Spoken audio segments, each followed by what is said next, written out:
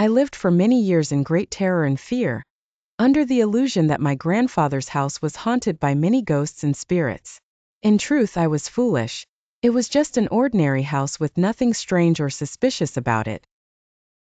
Days passed, and I went with my mother to visit my uncle's wife and children at my grandmother's old house.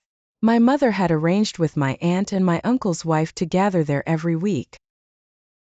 However, I felt something strange and uncomfortable about the place again. I couldn't explain it, but there was something that made me anxious in that odd house.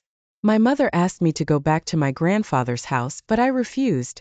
I was very scared and didn't want to go there again. My mother went alone, and time passed slowly. She didn't return, nor did my father. I felt a deep fear. I won't deny it. I started to remember that thing that had haunted me long ago. I thought about what to do, so I put on my clothes and hurried to my grandmother's old house. There, darkness surrounded everything. I called out for my mother from the bottom of the house, but she didn't respond. I was terrified, and the entrance was very dark and frightening. It was very late, and the street was strangely dark. I decided to go upstairs, but I was extremely scared. There was no one to give me a candle or a piece of paper to light up the place. My grandmother's house was on the first floor, and I thanked God that I wouldn't have to go up more than one floor. I called out loudly for my mother or anyone in the house in fear.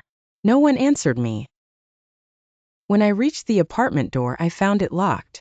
I knocked hard and called for my mother, but no one opened. Suddenly, I felt a cold breeze around me. I don't know why, but it felt like someone was breathing behind me, their breath scorching hot. I turned quickly and saw two red eyes in the darkness. I couldn't control myself and screamed in great terror. And after that, I don't remember anything. I lost consciousness. I woke up to find my mother, some relatives, and my father around me, asking what had happened. When I told them, they didn't believe me. I didn't understand why they hadn't opened the door for me if they were inside. Why did they leave me? What was that thing? I was having horrible dreams and nightmares, and I couldn't forget that memory from my mind. But that's not the most important part. The important thing is that my mother and father changed a lot and became scarier. They would go to my grandmother's old house for long periods, leaving me at home.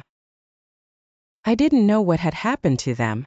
Sometimes I thought they weren't my mother and father anymore, but had been replaced somehow, though I didn't know how.